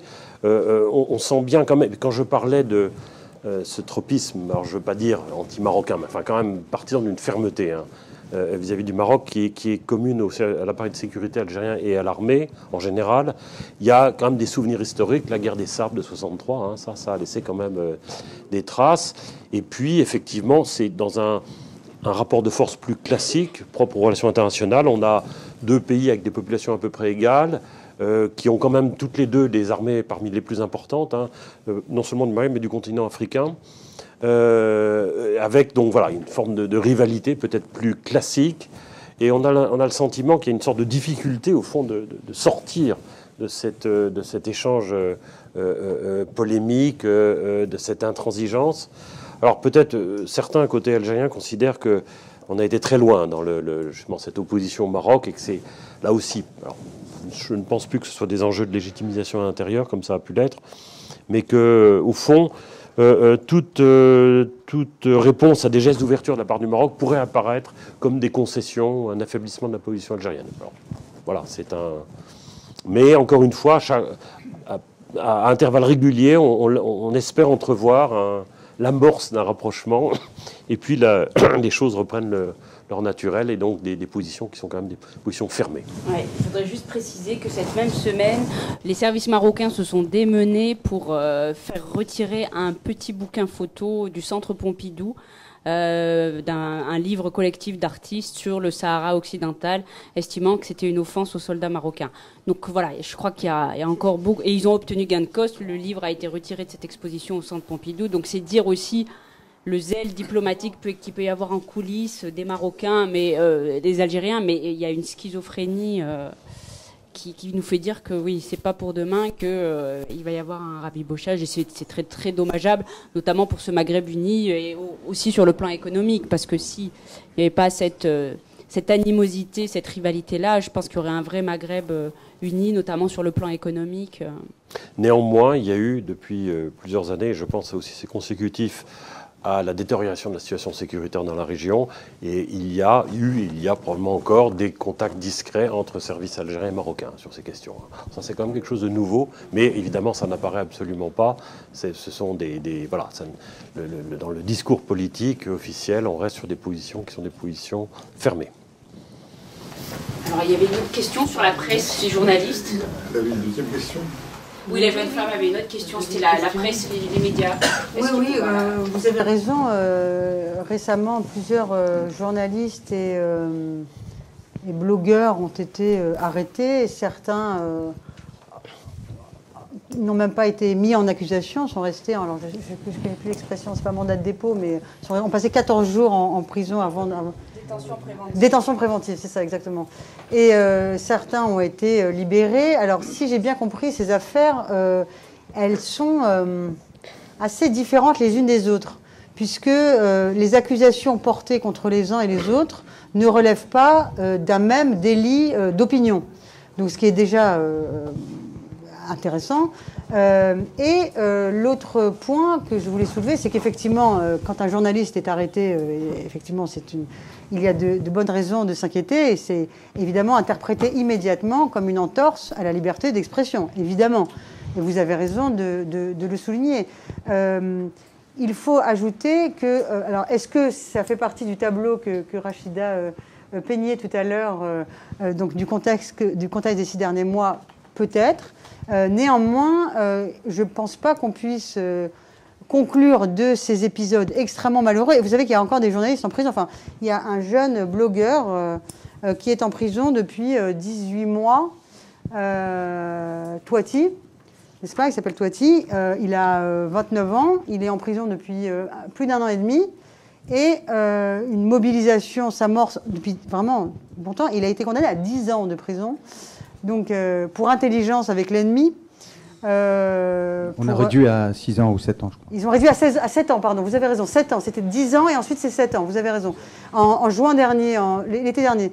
Donc il est en prison depuis 1 an et demi et il a été condamné à... Mais lui, pour le coup, il est condamné à 7 ans de prison. Et des avocats, son avocat, notamment Maître Ait Larbi, qui est le fondateur de la première Ligue des droits de l'homme dans les années 80, sous le régime de parti unique, a initié une pétition pour cet homme qui a mis sur son blog une interview avec un ex-fonctionnaire ou un fonctionnaire arabe israélien à propos des relations algéro-israéliennes, je crois. Voilà. Donc il est en prison pour 7 ans au moins, depuis déjà 1 an et demi. Et il y a des mobilisations pour ce jeune homme qui était par ailleurs mobilisé en Kabylie, à Bougie, pour toute autre raison, s'agissant d'une critique de la loi de finances et de mobilisation locale. Et d'ailleurs, il a été accusé d'être un opposant politique. Donc évidemment, il y a toutes les raisons de s'inquiéter de cette situation. Et dans le même temps, je dirais, il faut ouvrir les journaux algériens et voir avec quelle virulence, parfois, certains journalistes s'attaquent au gouvernement, au président, les caricatures, etc. Donc encore une fois, sur cette question particulière, le tableau est extrêmement contrasté et ces dernières affaires sont évidemment très Juste pour répondre, on voit quand même une évolution parce que c'est juste centré sur ceux qui agissent sur Internet ou la télévision. On n'a jamais eu peur de la presse écrite en Algérie. Vous avez raison, c'est juste les médias émergents qui attirent l'attention. Vous avez tout à fait raison, c'est tout à fait juste ce que vous dites. Effectivement, on a l'impression que le pouvoir algérien se rend compte aujourd'hui de la capacité d'influence ou du champ gigantesque que constitue Internet. Peut-être le découvre-t-il aujourd'hui, en effet. Et se méfie-t-il plus aujourd'hui d'Internet que de la presse écrite. Vous avez raison. Donc dans ce sens-là, l'affaire est singulière parce qu'elle ne touche que des journalistes qui sont diffusés sur Internet. Oui, j'ai le micro. Oui, voilà, je signale juste que tout à l'heure, il y avait une jeune femme par là-bas. Ouais. Ah, Marcel Roy aussi. J'en profite, je fais partie d'une association qui s'appelle Forum France-Algérie et qui a organisé ici, notamment avec les REMO, Algérie en mouvement. C'est juste pour apporter un contrepoids par rapport à la société en éveil et pour confirmer effectivement, grâce à cet événement, on a pu montrer toute la vivacité, la vitalité, le dynamisme d'une partie de la société algérienne et notamment des jeunes, parce que c'est un pays de jeunes, donc nécessairement il y a un dynamisme propre. Et donc dans les domaines économiques, culturels, dans les domaines des médias, dans le domaine de la société civile, c'est-à-dire du associatif, on met en valeur toute une série d'expériences et d'acteurs qui font bouger les lignes. Donc ils existent et aussi dans l'artistique. Donc la société algérienne, il ne faut pas croire qu'elle est sclérosée. Effectivement, il y a un régime qui est en panne, mais je suis d'accord avec le sous-titre de la revue qui dit que la société, elle est en éveil et elle bouge. Donc ça serait bien que... de toute façon, on va diffuser le film. Et les REMO a mis en ligne 2 soirées. Donc vous pouvez accéder à 2 des soirées qui ont eu lieu ici, sur les médias et sur la littérature. Sinon, pour dire aussi qu'il y a des militants politiques aussi qui sont arrêtés. Il y a eu un militant à Constantine, Zerilesh, du mouvement Mouatana. On n'a pas parlé de Mouatana, mais c'est un peu le successeur de Barakat qui s'était opposé au 4e mandat. Le Mouatana s'oppose au 5e mandat. Et c'est un regroupement de quelques partis qui ont émis donc une résolution politique et qui souhaitent aller vers un changement de régime. Donc, mais effectivement, ils sont encore minoritaires et ils ne pèsent pas beaucoup. Sinon, quelques commentaires par rapport à ce qui a été dit. Les partis islamistes, ils ont été intégrés dans le jeu politique. On ne peut plus parler de partis islamistes. Ils sont rentrés dans le jeu clientéliste, de l'affairisme, etc. Et là, effectivement, le DRS a joué son rôle. Je suis d'accord avec vous. Toufik, une des raisons pour laquelle il a aussi été mis à l'écart, c'est qu'il n'a pas soutenu ouvertement, clairement, le 4e mandat. Ça, il faut le dire aussi. Il faut parler du rejet du système politique. Effectivement, vous l'avez dit, 25% uniquement, maximum de participation aux élections. Et très souvent, parce que les gens se sentent obligés de voter, sinon il y a des conséquences. Il faut dire aussi qu'il y a une forte contestation, et là, ça rejoint ce que vous avez dit, et elle s'exprime sur la toile de plus en plus. Vous avez eu un type qui s'appelle DZ Joker, il a eu 14 millions de vues, et il a appelé à ne pas voter aux élections. Et il y en a comme ça beaucoup, 4-5 blogueurs qui pèsent. Et DZ Amir, c'est pas pour rien qu'on s'attaque maintenant, effectivement, à ces influenceurs, ces bloqueurs qui sont effectivement peut-être la nouvelle menace pour le régime. Et la contestation, elle s'exprime aussi dans les stades. On le voit au Maroc, on le voit en Algérie, c'est un lieu où il y a une espèce d'anonymat, où les gens peuvent se permettre donc une contestation, on le voit. Porté par des hommes essentiellement. Dans le stade, effectivement. Mais vous avez par exemple, sur la toile, vous avez une chanteuse qui s'appelle Raja Méziane, qui est une opposante, elle l'utilise, on l'entend, vous voyez. La contestation dans les stades, c'est un super sujet, c'est un très bon sujet politique. Mais ce que je rappelle, voilà, c'est que l'accès au stade, malheureusement, est réservé un petit peu aux hommes. Le cocaine gate, il ne faut pas oublier que la première victime, ça a été le Hamel, le patron de la DGSN, avec une pléthore de militaires et de politiques qui sont tombés. Et là, derrière, il y a Gaïd Hamel. Il y a le général Gaïd Hamel. Donc, ce qui émerge en Algérie, ce qu'on voit, c'est deux pôles. C'est la présidence et l'état-major. Donc, vous dites l'armée est affaiblie, etc. Mais pour l'instant, celui qui émerge comme étant l'homme fort, c'est le chef d'état-major qui a quand même été à l'origine de la saisie à travers la gendarmerie de la cocaïne. Voilà, donc pour rajouter à la complexité. Je suis pas tellement d'accord avec le. Ce qu'on voit, c'est qu'il y a une opposition qui s'exprime dans le système au 5e mandat. C'est pas joué le 5e mandat. C'est le FNN qui l'a annoncé, mais lui, il l'a pas encore annoncé. Donc, on voit tous ces signaux, Bouhadja, ce qui se passe actuellement, etc. Ce que vous avez dit par rapport à l'ALIA, ça peut être des signes qu'il n'y a pas de consensus, effectivement, sur le 5e mandat. Donc, je suis d'accord là avec vous. Déliquescence totale, effectivement, malheureusement. Éducation, santé, corruption généralisée, etc. C'est un fait, malheureusement, on le constate. Il faut dire aussi qu'il y a eu 1 000 milliards de dollars. Vous avez dit qu'il y a beaucoup d'argent, mais l'État n'a plus les moyens d'acheter la paix sociale. C'est les dernières cartouches qu'ils ont à leur disposition. On est à 60 milliards, ça a été annoncé hier, de réserve de change. Ils ont confirmé qu'il y a une baisse attendue à peu près de 17 milliards par an. À ce rythme-là, dans 5 ans, l'Algérie n'a plus de réserve de change. Et ça change la donne. Je termine simplement pour dire, il faut parler aussi de l'exode des cerveaux. Une des conséquences de tout ça, c'est que l'Algérie se vide de sa matière grise. Et ça, c'est quelque chose de fondamental. C'est-à-dire qu'on n'a plus les moyens de gérer l'État et de mettre en place... Un exemple, ce sont les médecins algériens, ils sont dans les hôpitaux français aujourd'hui. Et la France facilite aussi leur venue, ce qui est incroyable. Voilà, dernier point. Du coup, est-ce que vous avez une question? Oui, non, j'aurais une question, mais je veux... Dernier point, le système a repris en main, il faut le dire aussi par rapport au DRS, le religieux. C'est un ministre qui est progressiste et l'éducation, effectivement. Ça fait partie de la stratégie aussi. Désolé, j'ai pas de questions. Bien joué. Bien joué. Non, juste, il y avait la jeune femme là-bas, et après je viendrai vers vous. Et la jeune femme aussi. Voilà, voilà. On va essayer de faire passer, on a encore 10 minutes. Bonsoir. Je vous remercie pour votre intervention assez éclairante et je m'interroge sur, encore une fois, la gouvernance et la fameuse boîte noire. J'ai été assez surprise par le balayement que vous avez effectué sur cette question, expliquant qu'effectivement, il n'y a pas forcément une élite qui pourrait gérer et l'éducation et la santé, etc. Mais ce que je peux aussi également constater en reprenant le concept de Mohamed Hachmaoui sur le collège des prétoriens, c'est qu'en Algérie, il existe quand même une certaine élite qui a un accès privilégié à des endroits qui sont totalement fermés aux Algériens, et là je pense au Club des Pins par exemple, ou même à des endroits de festivités qui sont exclusivement réservés à une élite, à une succession d'élites, à des enfants héritiers qui potentiellement pourraient être à la tête de l'État d'ici quelques années. Et donc voilà, je pense que là-dessus, j'aimerais vous interpeller et en savoir davantage sur votre réprobation là-dessus. Voilà. Je n'ai pas compris, en fait, sur le fait que vous disiez qu'il n'y avait pas de boîte noire et de... il y a quand même des monopoles qui existent et qui sont...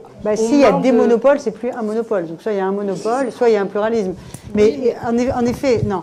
Ce que j'ai tenté d'expliquer, peut-être n'ai-je pas été assez clair, c'est que aucun pays ne fonctionne, c'est-à-dire toutes les sciences sociales le montrent, il est impossible de démontrer, et aucun pays ne fonctionne de cette façon, qu'un groupe extrêmement restreint contrôle l'intégralité des secteurs politiques, économiques et sociaux d'un État.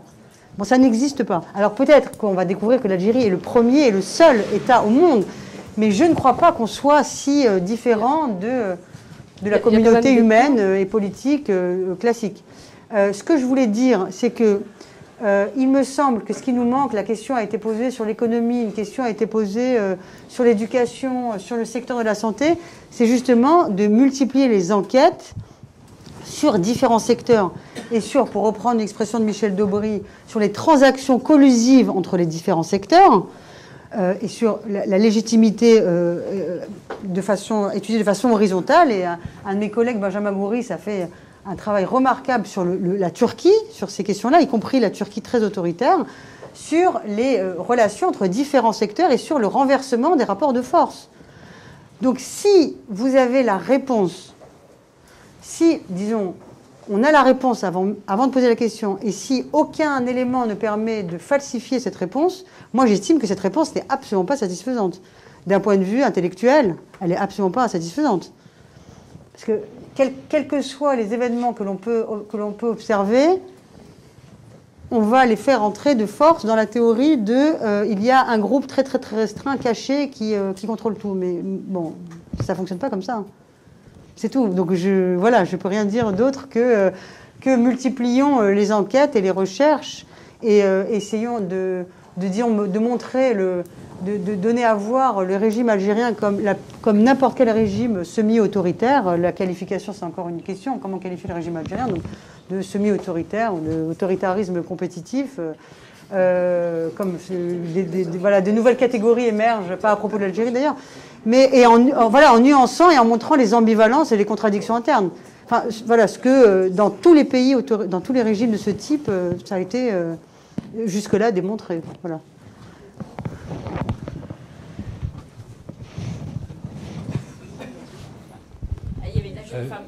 Oui. Vous avez dit tout à l'heure que le paysage des partis islamistes était très émietté et que les partis islamistes que vous avez décrits étaient plutôt conservateurs, modérés en quelque sorte. Donc ma question est brève. Où sont les islamistes purs et durs? Est-ce qu'ils ont disparu du paysage politique ou est-ce qu'ils font le dos rond? Enfin, où sont-ils? Alors, disons que le paysage, le champ partisan islamiste est en effet fragmenté, émietté. Il n'a pas les mêmes caractéristiques que le précédent, donc comme je l'ai dit, entre 89 et 92. Et il se donne à voir comme étant modéré, conservateur et pragmatique, et non pas comme étant radical et en étant très distancié avec une offre islamiste qui tenterait d'imposer ou qui exigerait une remise radicale de l'ordre politique et de l'ordre social. Dire ça, cela ne veut pas dire que je les qualifie, moi, de modérés et de conservateurs. Voilà. Et c'est tout l'objet de mon enquête actuelle, c'est justement de tenter de voir,